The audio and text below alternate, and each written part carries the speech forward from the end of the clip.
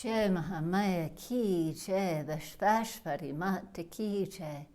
In our last discourse, we heard about the Divine Mother giving the Himalayas the boon that Parvati was going to be born into their household. We'll go on with chapter 32. The Divine Mother said, "Hear ye, or immortals, my words with attention that I am now going to speak to you, hearing which will enable the jiva to realize my essence.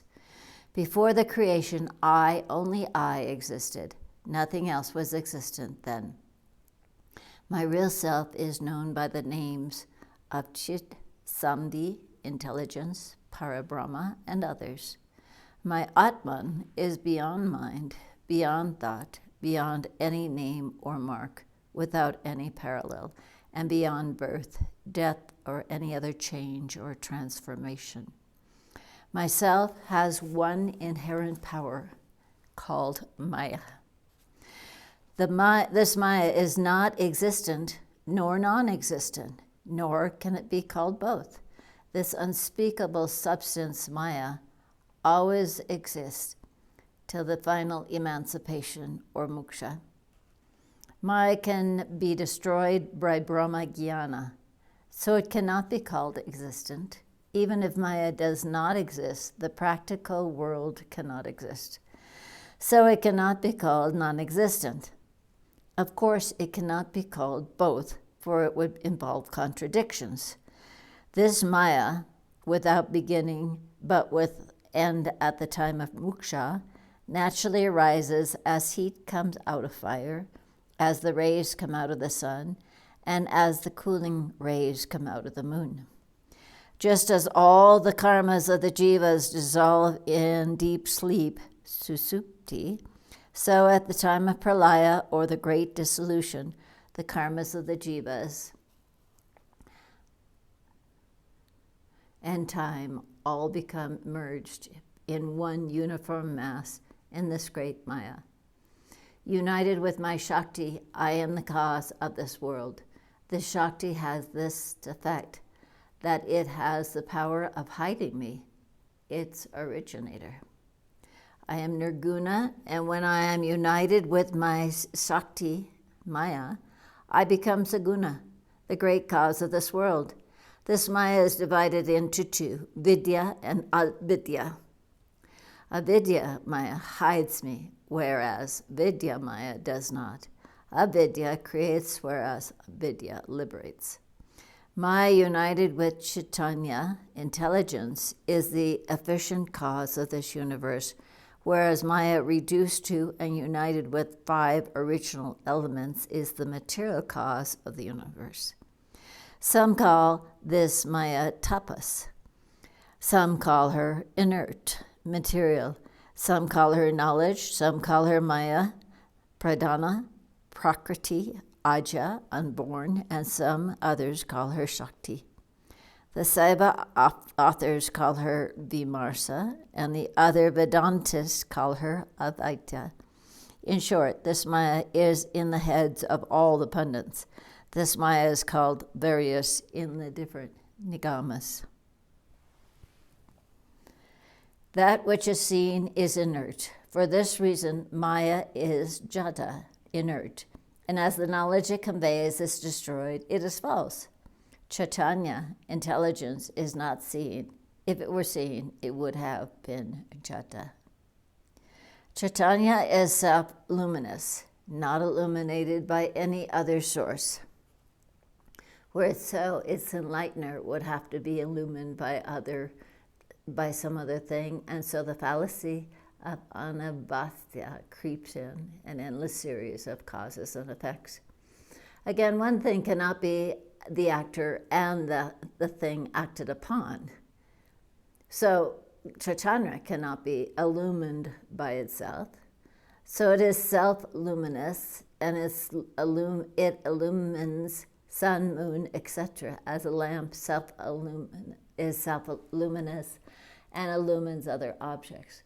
So mountain, Himalaya, this is my intelligence is established as eternal and everlasting.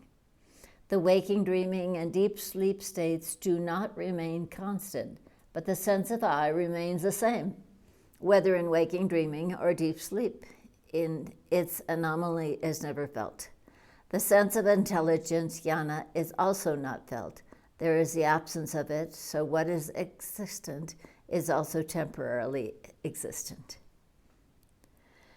But then the witness by which that absence is sensed, that intelligence in the shape of the witness is eternal.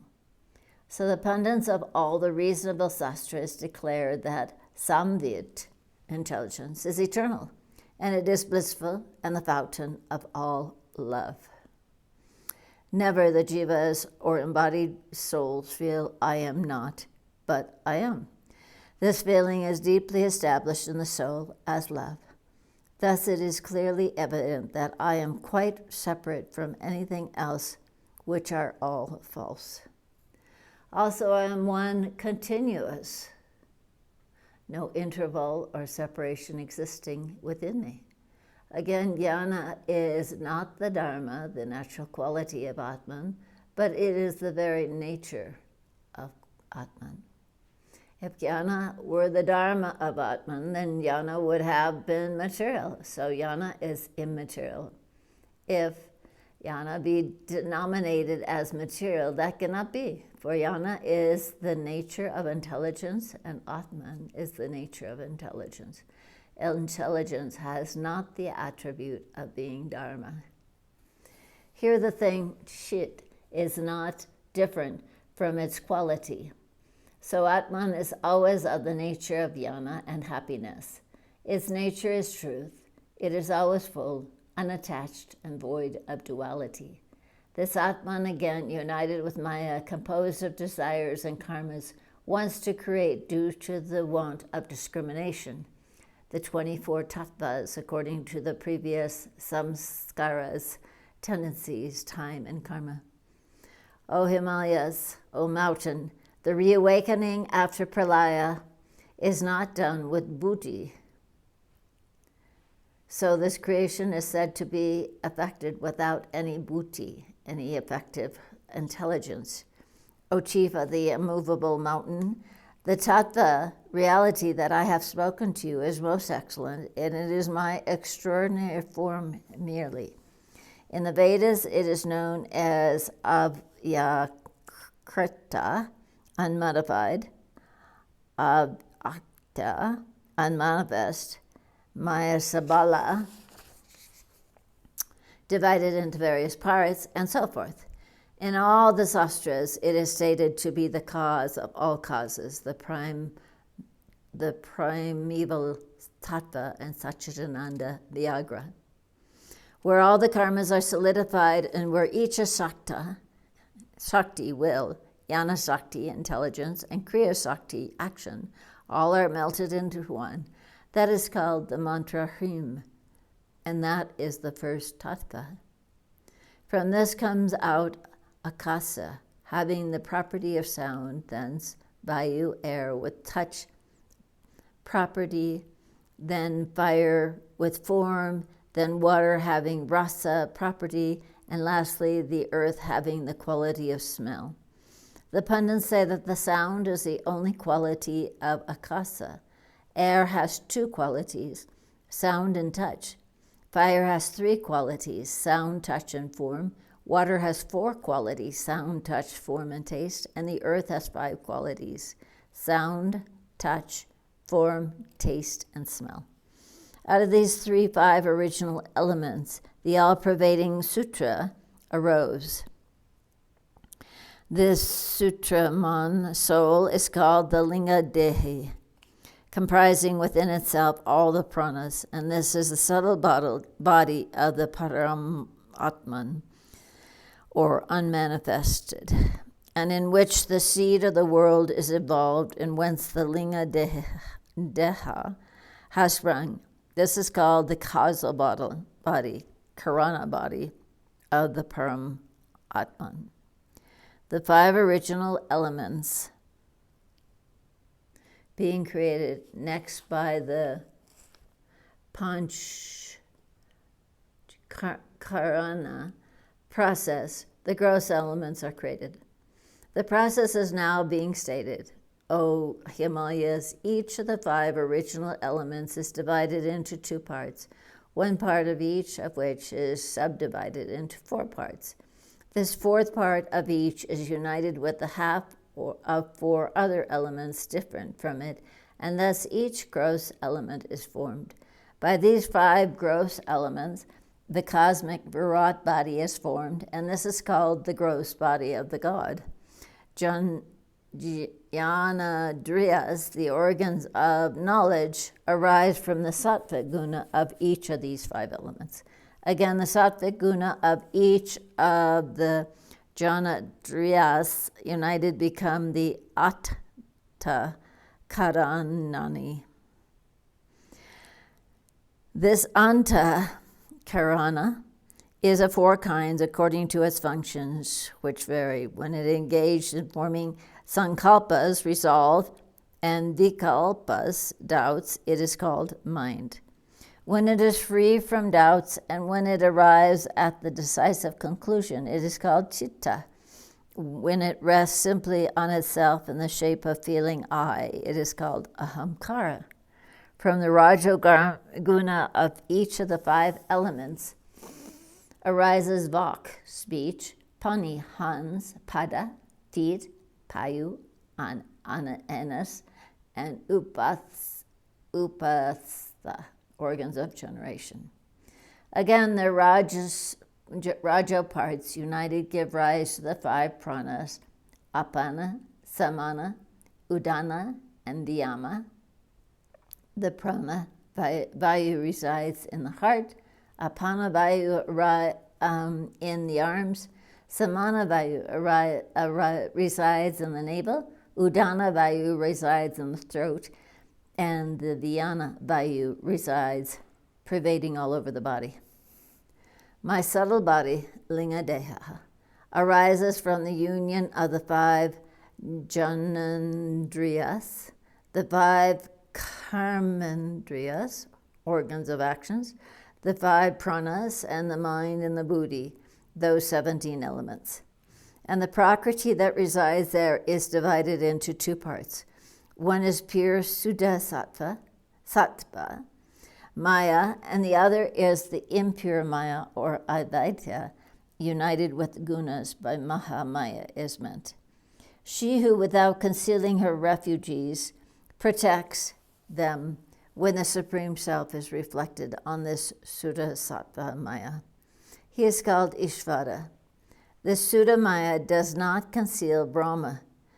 Its receptacle, therefore, she knows the all-pervading Brahma, and she is omniscient, omnipotent, the lady of all, and confers favors and blessings on all. When the Supreme Self is reflected on the impure Maya, or Advaita, he is called Jiva. This Advaita conceals Brahma, whose nature is happiness. Therefore, the Jiva is the source of all miseries. Both Ishvara and Jiva have, by the influence of Vidya and Avidya, 3 bodies and 3 names. When the Jiva lives in his causal body, he is named Prajna. When he lives in the subtle body, he is known as Taijasa. While he has the gross body, he is called Vishva.